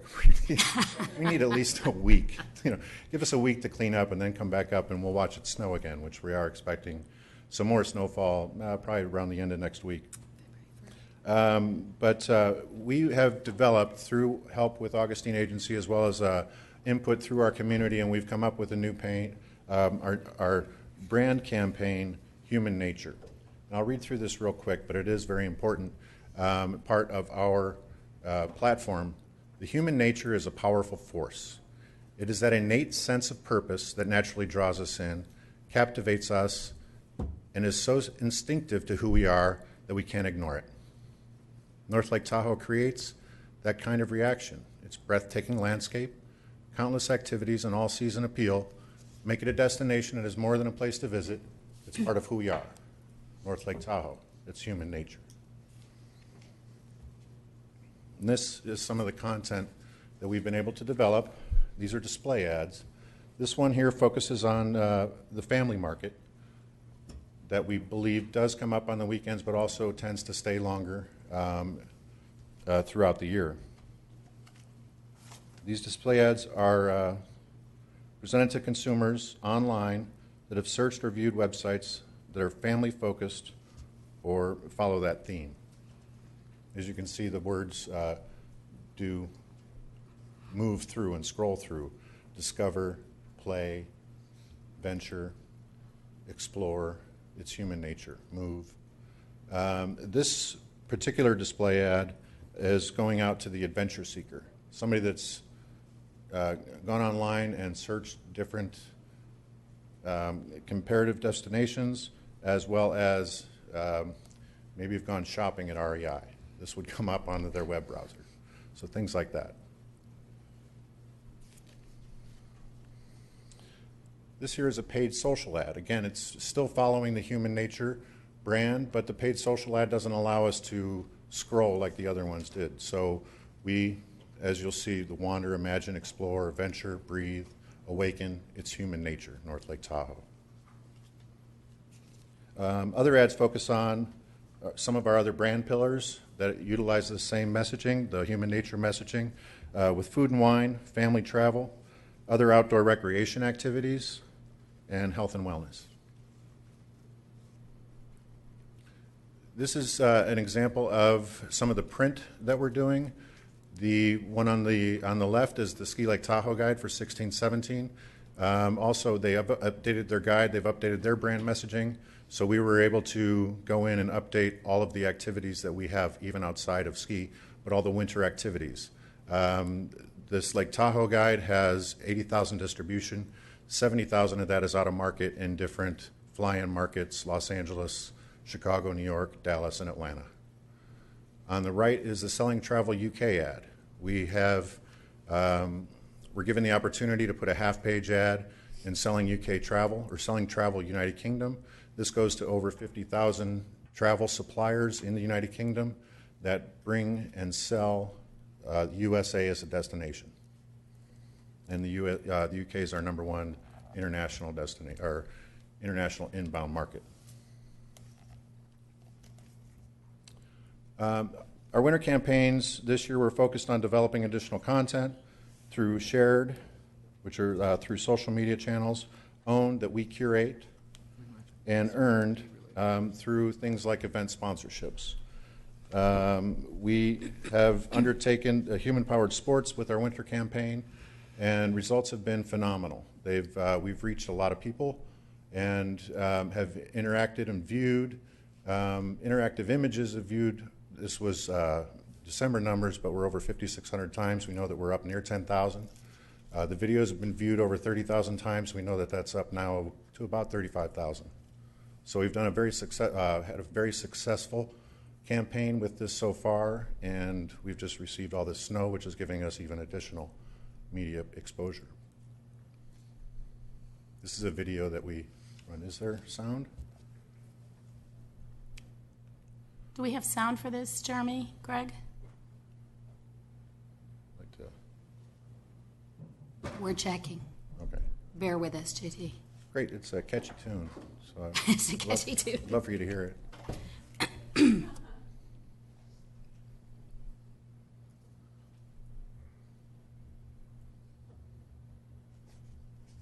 So I'll try it again. While we wait, how's your winter been? My winter's been great.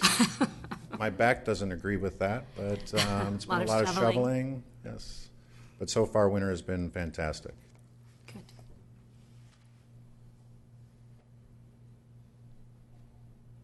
How has yours been?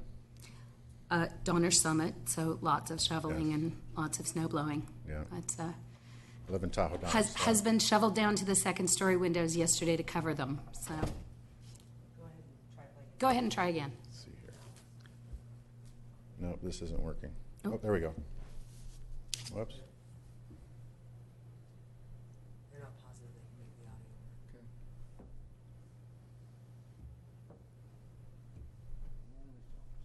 No audio. Again, you'll sorry. see that the video, it is a really catchy tune if you get to hear it.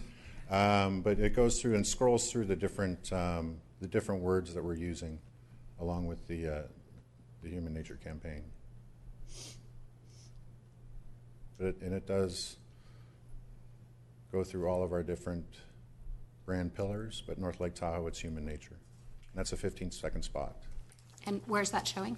That showed on, that was one of the Spartan, this was a YouTube ad. Okay. And we created one very similar to it for a Spartan ad that we had that ran on NBC Sports from September through November when they showed their Spartan races, the road to North Lake Tahoe.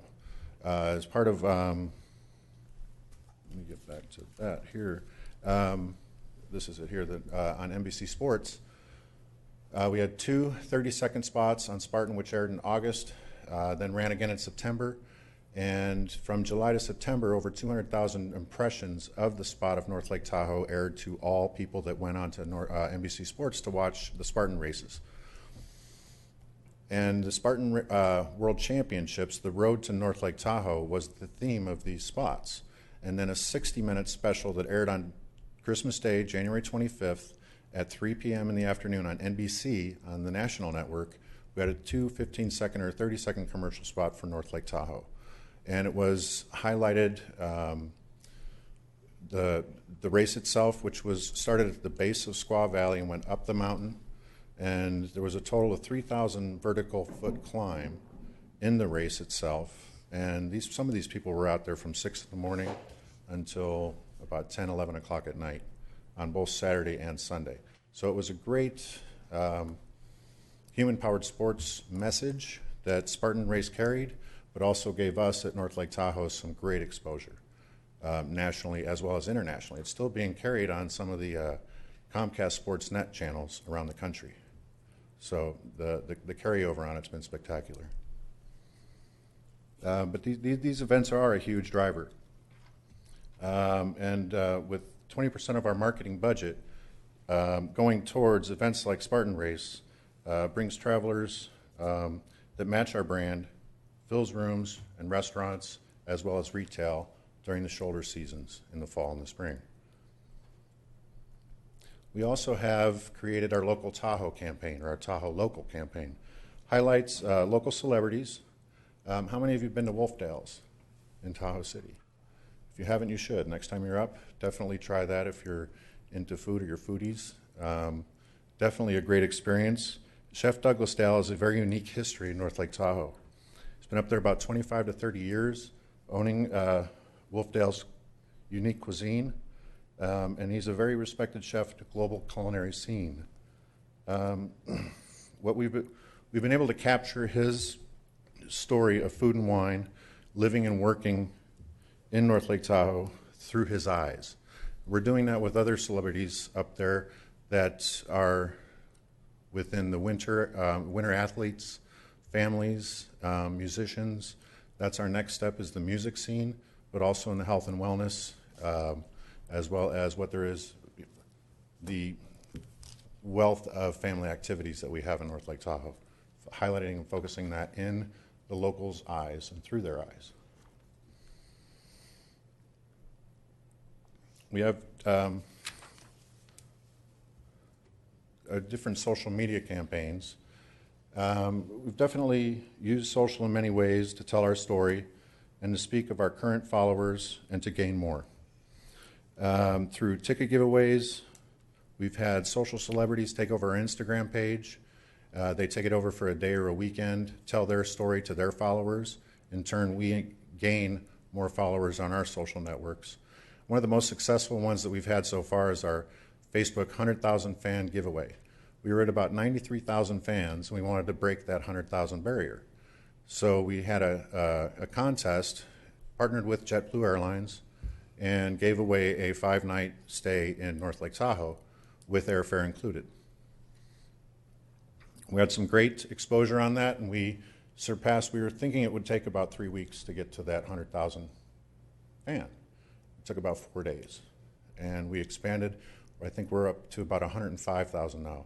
So it was very successful, and looking at doing more of those contests that highlight resort openings, that was very successful, as well as ticket giveaways to things like Autumn Food and Wine, the Tahoe Film Fest, Winter Wondergrass. So things have been going very well socially.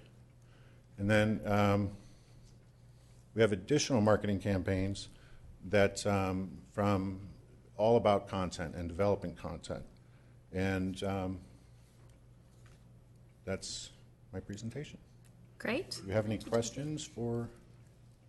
Any questions or comments from the board? I see none. That was very comprehensive. Any questions or comments from the audience? Anyone up in Tahoe want to weigh in on this? Okay. Thank you. Thank you so much. I appreciate that. We were being asked to receive a presentation, so this does not require any action. Thank you very much for coming all the way down here and sitting through a very long consent agenda. We appreciate it. Very informative. Thank you so much. Thank you. We'll now move to our department items. We're going to start with department item 2A.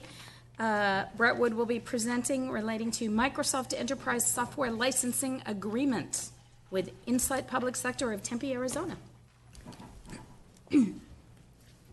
Good morning, Madam Chair, members of the board. My name is Brett Wood. I'm your purchasing manager, and with me is Mr. Kevin Krogsgrud, one of the information technology managers. We're here today for item 2A to request your board's approval of a Microsoft Enterprise Software Licensing Agreement through Insight Public Sector of Tempe, Arizona, as was mentioned, utilizing the Riverside County Agreement, which was a competitive process, in the total amount of $1,753,879. This would cover the time period from February 1st of 2017 through January 31st of 2020, and it will be funded through the Administrative Services Department in our current final budget and will be requested in subsequent years' budgets as required.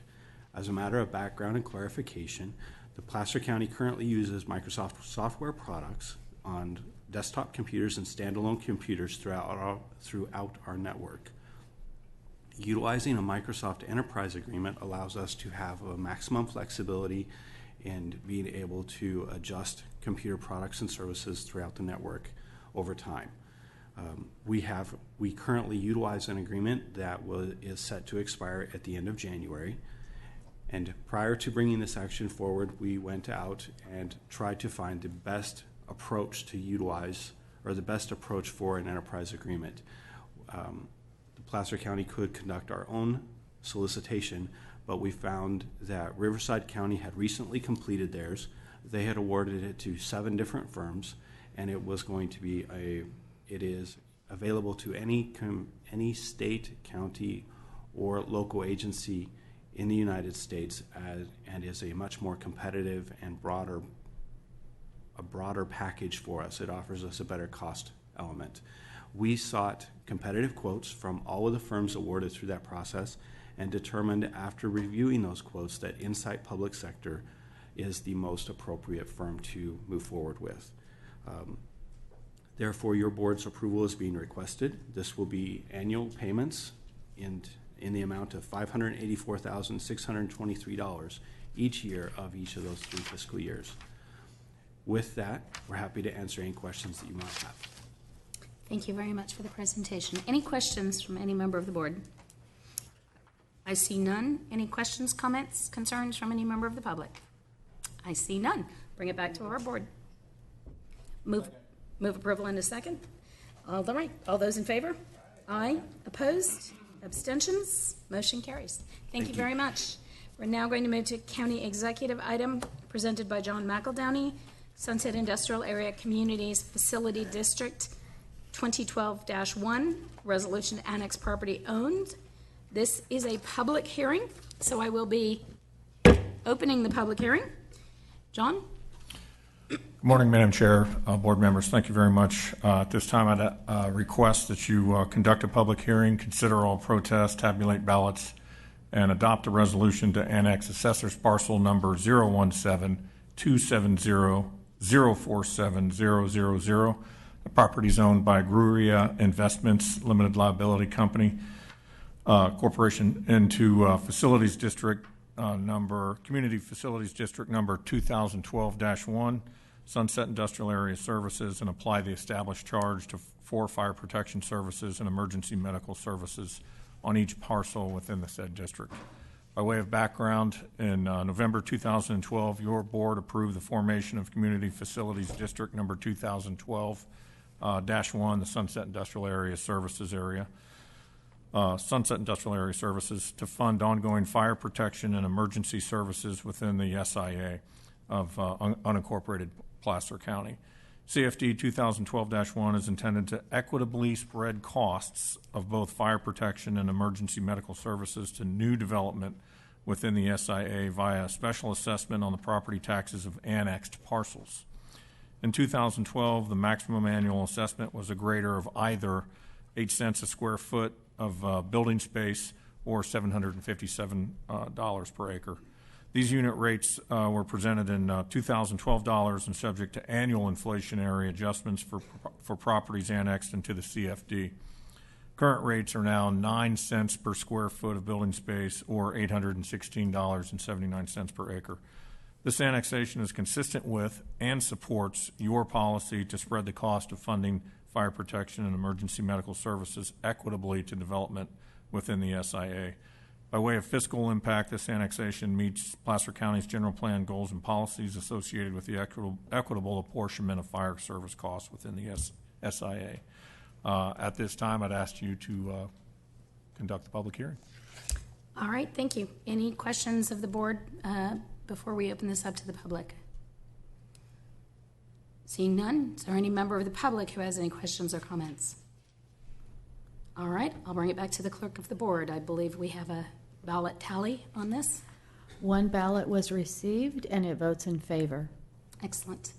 Any other comments or questions from the board? All right, what's the... I will let the clerk of the board determine who made what motion there. Thank you. All those in favor? Aye. Opposed? Abstentions? Motion carries. I will close the public hearing. Thank you. We're now going to move to our last department item. This is item 3B. We're being asked to approve the Placer County 2017 legislative platform and to authorize staff to pursue actions to coordinate our advocacy program. We're also being asked to authorize members of the Board of Supervisors to travel to Washington, D.C. in spring of 2017 to meet with elected and appointed officials of the United States to advocate for legislative and regulatory interests of the county. Joel Joyce presenting. Welcome. Good morning, Madam Chair, members of your board. Joel Joyce with the County Executive Office. As Madam Chair mentioned, I'm requesting your approval of two items: to 2017 legislative platform, which will guide staff and our contracted state and federal lobbyists throughout the year on advocacy efforts. And secondly, I'm asking that you approve up to 3 board members of your board to travel to Washington, D.C. for face-to-face meetings with our elected representatives and various agencies to advocate on behalf of the county for legislative and regulatory interests of the county. I do want to start with a brief overview of 2016, as well as what to look forward to in 2017 from Sacramento and Washington, D.C. On the federal side, 2016, being an election year, was a little slower than recent years. Staff continue to work through PCCP regulatory issues with various agencies, and in a recently passed bill, $415 million was allocated over 7 years to Lake Tahoe through the WIN Act. Placer County will have to compete for these dollars, but nonetheless, it was funding that we've advocated for many years. On the state side, the legislature continued to be very active. Much of our successes came in the form of certain bills not passing, including those that put costly regulations and unfunded mandates on Placer County. We were successful in securing a new contract model for Yankees Gym Bridge that is in need of replacement that we hope will save valuable time and money when it is complete. Looking ahead to 2017, at the federal level, the Republicans have control of the legislative and executive branches of government. And while there are still many unknowns as the new administration gets settled in and the cabinet nominees get confirmed, a discussion of the GOP agenda will occur this week as the House and Senate Republican retreat in Philadelphia. It is expected that fiscal priorities, namely the debt and deficit, will take center stage, along with President Trump's campaign promises, including the Affordable Care Act replacement and repeal and possible replacement, and a $1 trillion investment in the country's infrastructure. Within California, there are multiple issues that currently take a majority of the legislature's time. These are transportation, cap and trade, and housing. There are currently 2 transportation bills sitting in the legislature awaiting hearing next month. Both of these bills have the same end goal of increased one-time and ongoing funding statewide. It is estimated that Placer County and its cities and towns will receive approximately $4.6 million annually at full quote-unquote bill out, and with an additional $2 million in one-time payments. Complicating this matter, of course, is the federal infrastructure spending bill possibility. On to cap and trade, which has been a fairly contentious issue within the state, which is further complicated by inconsistent quarterly auction results, a current lawsuit citing the legality of the program, and a current sunset date of 2020. On the lawsuit aside, there are about $3 billion sitting in the proverbial bank. However, to spend it has divided the legislature for a few years. While the ultimate goal is greenhouse gas reductions and projects that benefit the environment, local governments want to see this money put back into local projects, and Placer County is no different. On the housing front, it is estimated that the state needs about 180,000 new homes built every year, with the current building capacity of about 80,000 happening now, and an estimate of 1.8 million new homes by 2025 to keep up with population increases. Because of this supply shortage, it brings up housing prices, and transportation costs tend to increase as well as people move farther away from job centers. None of this, of course, has gone unnoticed in the legislature, where over the past few years, many housing proposals have been introduced. These proposals range from easing the regulatory burdens, creating more consumer-friendly mortgage programs, as well as business and local government infrastructure financing tools. Staff will certainly bring forward any local land use policy reforms with regards to housing for further discussion with your board prior to taking a position. Overall, though, based on the recent released budget by the governor, we should not expect any new spending programs within the state. The governor still echoes caution in regards to spending, as the beginning of signs of an economic slowdown are occurring. With the expected anemic economic growth, the state has proposed to shift in-home supportive services costs from the state back to the counties. Statewide, this is expected to be about a $700 million cost shift to the counties, and a $1.2 million cost hit to Placer County's bottom line at current service levels. However, staff with HHS is working with CSAC and the County Welfare Directors Association to pose any changes to the IHSS financing model which negatively impact us. In addition to the above issues, staff has expanded the platform proposals for many advocacy issues, including biomass, tree mortality, Lake Tahoe's environmental improvement program, regional water strategy and groundwater management, and the new proposals include advocating for funding to modernize our library system and funding for our local fairs. And as I mentioned earlier, there are still many unknowns in regards to the new administration. In that sense, Placer County's trip to Washington, D.C. will be valuable in establishing a relationship with the new administration and our new senator. It will be important to brief new agency staff on priorities, including what we hope to be as a final sprint to the completion of the Placer County Conservation Plan. And ultimately, we want to be as successful as we can in improving the lives and people that reside and visit in Placer County. And before I wrap up, I do want to mention Supervisor Duran, I heard your comment earlier about possible amendment to the platform should your board choose on inserting a platform proposal about release and placement of offenders in the county. So with that, I'd like to answer any questions. Thank you, Joel. Any other questions or comments from any of my fellow supervisors? One clarification that I do want to make is the introduction to this item. The second point said that we would be asked to be authorizing no more than 3 board members. We are actually looking at a range anywhere from 2 to 4 board members today, just as a point of clarification. Anyone in the audience have any questions or concerns about Placer County's platform? All right, seeing none, I'll bring this back to the board. What is the pleasure of the board? I'd move approval with the amendment to include the language with regards to placement of high-risk offenders in the county. Okay.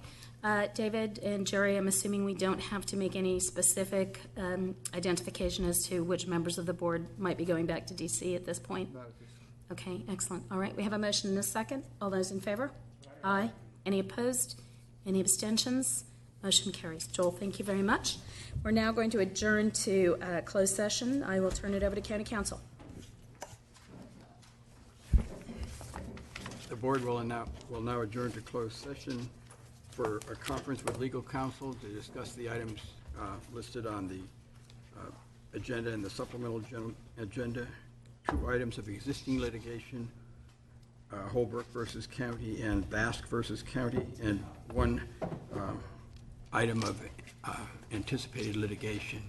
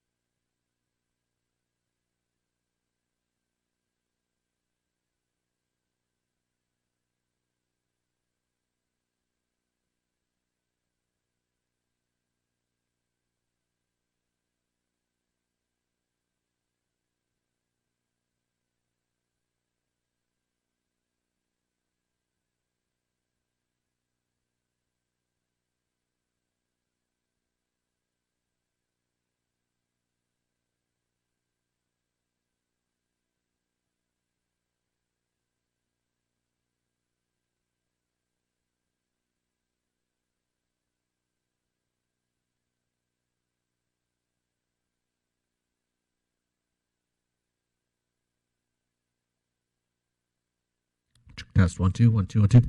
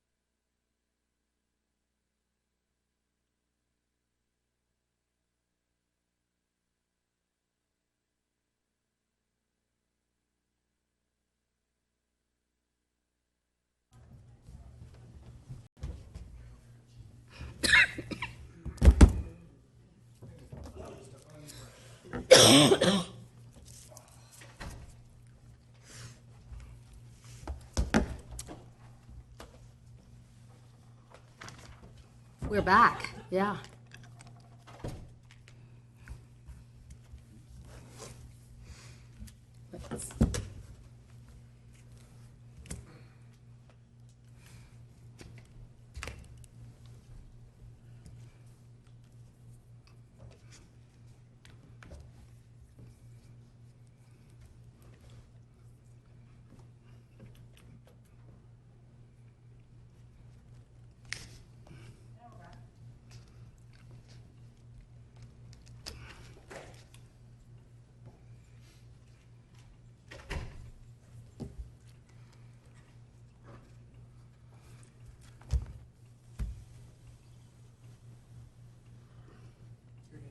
Okay.